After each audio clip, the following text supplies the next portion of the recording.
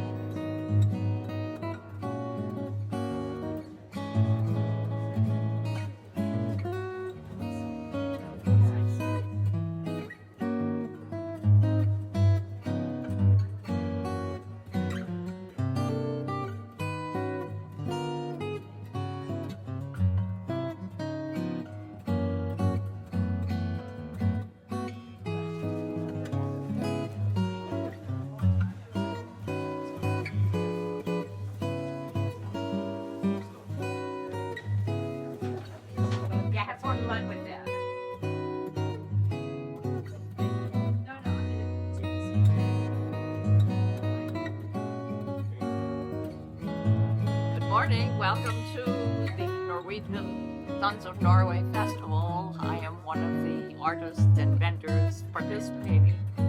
These are my artworks. I guess everything's done by hand, and all of it is thematic for Scandinavian backgrounds. That's it.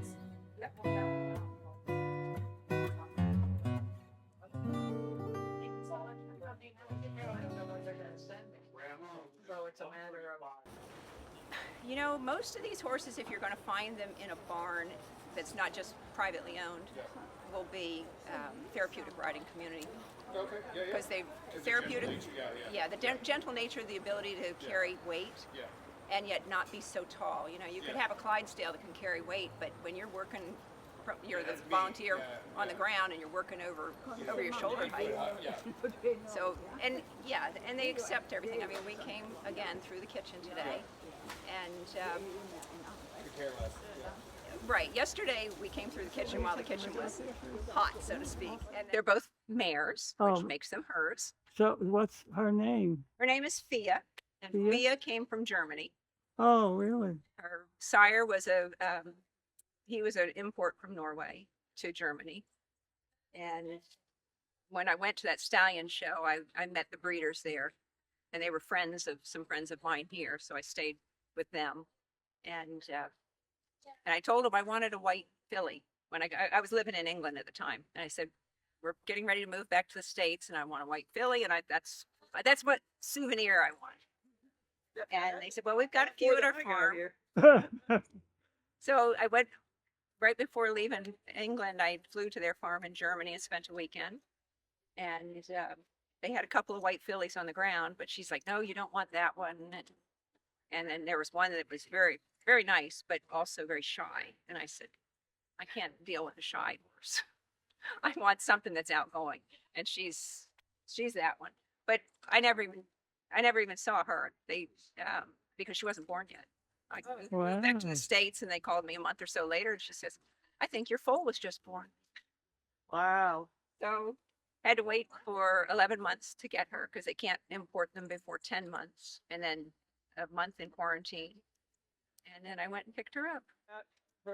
Bella came out of South Dakota from a very nice Norwegian couple. The last name was Chorsvig.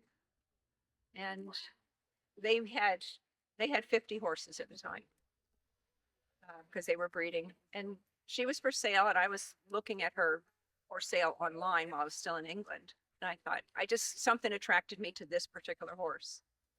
And so, you know, I was watching her for 6 or 8 months, and she's still there. She waited for me. So again, I called them, and I arranged to go up there, and I flew up to North Dakota and had to drive into South Dakota. And I'm driving along going, I hope this car doesn't break down because there's nobody. I'm on an interstate and there's nobody.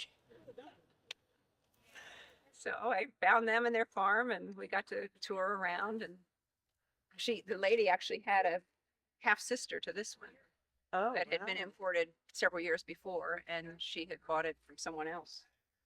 And I just waved this under your nose a little bit. Would you like to work? Would you like to do some work? Well, she knows they're in play now. All right. Oh, yeah. Back up for me. Really. How much? Right here. Now, Fia, you ready? Ta-da! Oh, wow. Girl. Where's the carrot? You know? There you go. Good girl. Now this one's over here. It's like, hey, wait a minute. It's like, wait, what's she doing? All right. Oh, she's sorry. She'll throw these things at me. Do you want to go home now? Are you ready to go home? Come on, you can go. Are you ready to go home? Thank you. We haven't done this in a very long time. There's a carrot. You're gonna stay here and talk to these people today for a little while. Stay here. Yeah, that's a good idea. Good. Good girl. What else can you do? Yeah, normally I have equipment with me, but she That's okay. she does equipment. She walks on bridges and teeter boards and Oh, wow. stands up on a platform.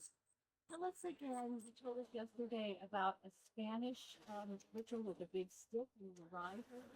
Oh, well, I would direct you to YouTube, and the word is a Spanish word, garocha, Garocha, and it is it's an art form now, but it's actually what the bullfighters, not the bullfighters, but the people who actually work the livestock. So those bulls and even the cows are very aggressive. So they carry a long pole, and it's got a point on it, but it's to keep they want to move the cattle around, but it's to keep those cattle from goring you or the horse or something. Well, like everything, much like our rodeo, roping calves was a function that you had to do, and they now make it a sport. Well, with Garocha, these people would take these poles and they will, you plant it in the ground, and then you might ride in circles. You have to ride with one hand, which is an art form in itself. And there's ways of twirling underneath the stick with your horse. Oh, wow. Oh, it's beautiful, and it really helps the horse and the rider. I mean, I love doing it because it's just fun. But you move around, and when they're really good, they're galloping around, stopping and doing these twirls and pirouettes and all kinds of things. But there's now a very popular horse sport that has just come in the last 10 years. But again, it comes out of the bullfighting people because they need a horse that's very handy. And if you've ever watched a horse in a bull ring move away from a bull sideways, and you've got to have a horse that knows where its feet are and knows where that point of that horn is, but is still willing to be in there. And so this new sport is called working equitation. Again, look it up on YouTube because it's beautiful, especially the top layers. We have a big working equitation route here in Northern Virginia now. And again, they're asking the horses to do obstacles in a ring. And there's one of them is picking up the Garocha pole and spearing a ring on top of a cutout of a bull. So something that they would be doing. And it's great fun to watch. Again, at the very top, it's just beautiful. But for those of us who do it at the lower levels, we see ourselves like these top people. We may not look like that, but that's what I'm doing. Imagine yourself.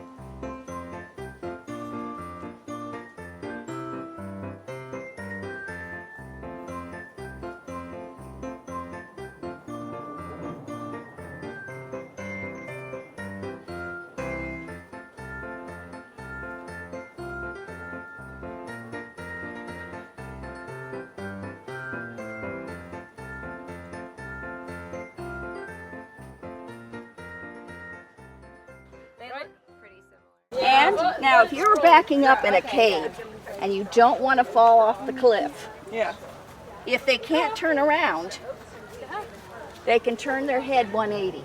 That means you would have to turn your head around and look past your back. We can't do that. They can. That's pretty incredible. What's fun is we call them radar ears.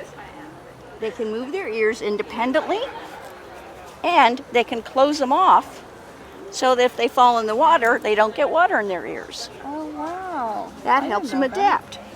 Come here, Stinky. He's like, I see a toy on the ground. Yes. See the eyes Yeah. have the little whites over them? Yeah. That's a characteristic. Now this one doesn't have a full ruff. It should have a white around the complete neck, but she has a patch. Oh. And this is the only color left. Okay, he's got your toy. It's a toy moment. This is the only color that's currently available. The rest died out. Oh, wow. What other colors are there? There was gray, and there was black, and there was copper. And there might have been kind of a reddish one. We don't know. Because there's no photographs. Yeah. So is it just from inbreeding that they... No, what happened is during World War II, the puffins became endangered. Yeah. So the Norwegian government says you cannot hunt puffins. This is their only prey. Second thing that happened is during World War II, veterinary medicine wasn't available, Yeah. and the Germans brought distemper. And it killed off all of the dogs except for a small population on a super remote island Yeah. on the Arctic Circle. And now with these? The trouble is they only had 6, there were 6 related dogs, and they found another 6. So all the dogs are related Oh, wow. very closely. Yeah. So they have something called the Lundehunds syndrome. What's that? Have you heard of celiacs, where people cannot digest gluten? Yes. It's almost identical to that. The difference is that there's an enzyme that turns on and off. When the enzyme is turned on and off, it can keep them from absorbing food. Oh, wow. So it can be fatal. Yeah. In extreme cases, you can lose them within 3 days. Or it could be intermittent, Yeah. or it can be chronic. And they have found that that maintaining almost a no-fat diet, Yeah. they can control it with diet and exercise. But every Lundehund has the genetic defect. So after this, there was no genetic pool, so they developed a thing with their intestines, so they can't get too much fat. Over 18% fat, and they'll get this horrible thing. in there. Disease? Oh, okay, so they have to be really well So we have to cared be for. kind of careful with that. But it's not like a big problem. It doesn't impact them. Right. Arizona State University is studying them Oh, really? in a hopes to unlock the mystery of celiacs and other digestive diseases. Oh, they're going to help people. And originally they came over. Norway did not let them come to the United States until the 80s, and they let just 1 or 2 strains come over. And under ARBA, which is American Rare Breed, Yeah. you could not breed them except for 6 generations difference. Because Americans bred them for health. Yeah. Unfortunately, a splinter group formed about 20 years ago, and they wanted to make money. Oh. So they went AKC, which do not breed for health. Yeah. They breed for conformation. Yeah. And so there's kind of 2 groups, the anti-AKC group Yeah. and the AKC group. There are 2 dogs in this area that are at an AKC event, and it's their 4th event, and they've won every event they've entered so far in agility. Wow. You know, where you do the poles and the tunnels and the teeter-totters. So if you check AKC television, you can see the dogs performing. They gave us a link on if you want to watch them. Yeah. But they're fun dogs. Oh, yeah. Most of these dogs are not trainable. Some dogs are national athletes and they want to do things. My dog's a couch potato, Yeah. and she's perfectly happy to hang out at home on the sofa. Balder is 110%. If he were a human, he'd be skydiving and bungee cord jumping and climbing Mount Everest. I mean, I've never seen a dog that fearless and that sporty. I mean, he's over the top. Yeah. I mean, 110%. No, it's not trouble. He's just, hold my beer, I'm going to do it. Yeah. That's not a troublemaker. That's just a person who likes to explore life. But most of them are pretty, some are very shy, the ones that are more feral. And there's some that are more cuddlebugs. They were never domesticated. They did not want them domesticated and taking away their intelligence or their ability to problem solve on how to get up the cliff. Yeah. This is the normal size. They do come in slightly smaller size. And the Americans have a slightly larger size, but they're kind of frowned upon because they are supersized. Yeah. They try not to breed them much because they're just extra big girls and boys.